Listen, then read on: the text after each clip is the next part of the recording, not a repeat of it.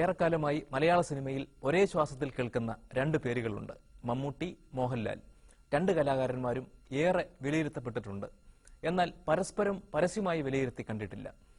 മോഹൻലാൽ ആ പതിവും തെറ്റിക്കുകയാണ്. മമ്മൂട്ടിയെക്കുറിച്ചും തന്നെക്കുറിച്ചും കൃത്യമായ ചില നിരീക്ഷണങ്ങൾ മോഹൻലാൽ നടത്തുന്നു. നേരെ ചൊവ്വയുടെ രണ്ടാം ഭാഗത്തിലേക്ക്.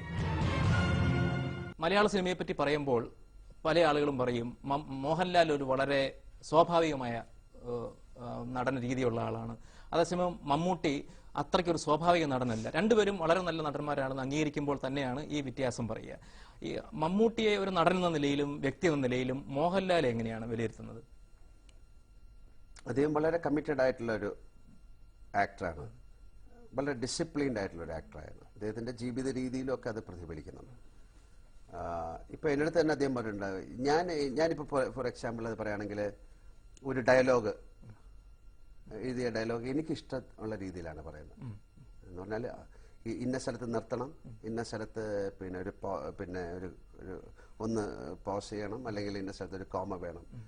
എനിക്ക് അങ്ങനെയുള്ള നിയമങ്ങൾ കൊണ്ടു നടക്കാൻ പറ്റില്ല.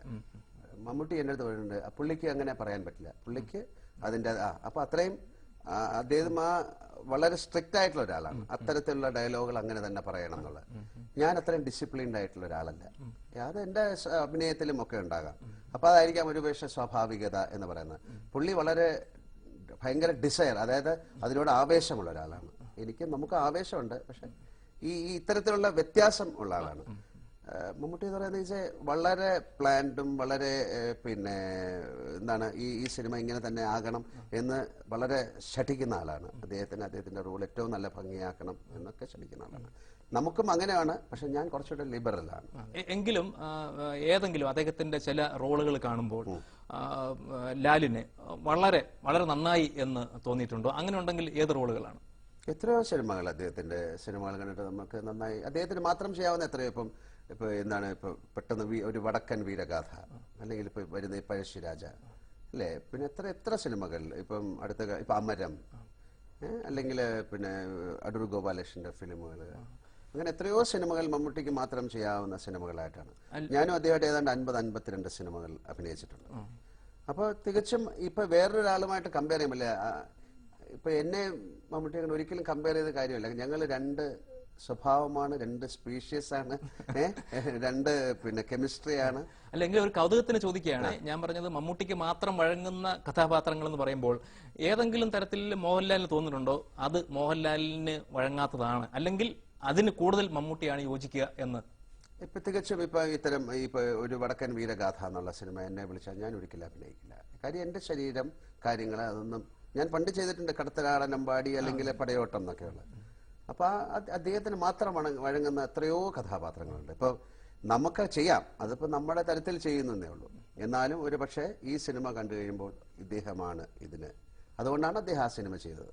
അടുത്ത കാലത്ത് വളരെ ഗൗരവമേറിയ ചില പഠനങ്ങൾ തന്നെ ഇതേക്കുറിച്ച് വന്നിട്ടുണ്ട്. അപ്പൊ അതിൽ പറയുന്നത്, അതൊരു പഠനമായിട്ട് എനിക്ക് തോന്നുന്നില്ല. അപ്പൊ അതിൽ പറയുന്നത് കൗതുകത്തിന് വേണ്ടിയാണെങ്കിലും അതിൽ പറയുന്നത് മോഹൻലാലിനെ ഒരുപക്ഷെ ശ്രീകൃഷ്ണനായിട്ട് കേരളത്തിലെ ആളുകൾ കാണുന്നു, അതേസമയം മര്യാദാ പുരുഷോത്തമനായ ശ്രീരാമനായി മമ്മൂട്ടിയെ കാണുന്നു. അപ്പൊ അത്തരം താരതമ്യങ്ങൾക്ക് ശരിക്കും ശ്രീകൃഷ്ണൻ എന്ന് പറഞ്ഞാൽ ശ്രീരാമനെക്കാട്ടിലും വലിയ ആളാണ്. അല്ലല്ല, ശരിക്കുള്ള കാര്യത്തില് ശ്രീകൃഷ്ണൻ എന്ന് പറയുന്ന ആളെ ആൾക്കാരാണ് അത്തരത്തിലുള്ള ഒരു സെക്റ്റിലേക്ക് മാറ്റിയത്.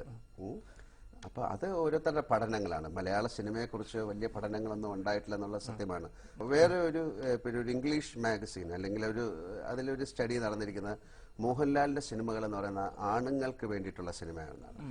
കാരണം എല്ലാ സിനിമകളിലും മോഹൻലാൽ അവർ ഒത്തിരി റെഫറൻസ് ഉണ്ട്. ആണുങ്ങളുമായിട്ടാണ് കൂടുതൽ സ്നേഹം. ഇപ്പൊ ആറാം തമ്പുരാൻ എന്നുള്ള സിനിമയായാലോ, അല്ലെങ്കിൽ നരസിംഹം എന്നുള്ള സിനിമയായാലോ, ഇപ്പൊ നമുക്ക് പാർക്കാൻ മുന്തിരിത്തോപ്പുകൾ സിനിമ പോലും വിനീത് എന്ന് പറയുന്ന ആൾക്കാരെയാണ്, അവന് ഓരോ കാര്യങ്ങൾ പറഞ്ഞു കൊടുക്കുന്നത്. അല്ലെങ്കിൽ തൂവാനത്തുമ്പികൾ, ഇതെല്ലാം ഭയങ്കര പ്രണയവും കാര്യങ്ങളും ഉണ്ടെങ്കിൽ തന്നെയും ഒരു മെയിൽ എന്ന് പറയുന്ന ആളെ കൂടുതൽ സപ്പോർട്ട് ചെയ്യുന്ന. അപ്പൊ അതൊരു പഠനമാണ്. അതേപോലെ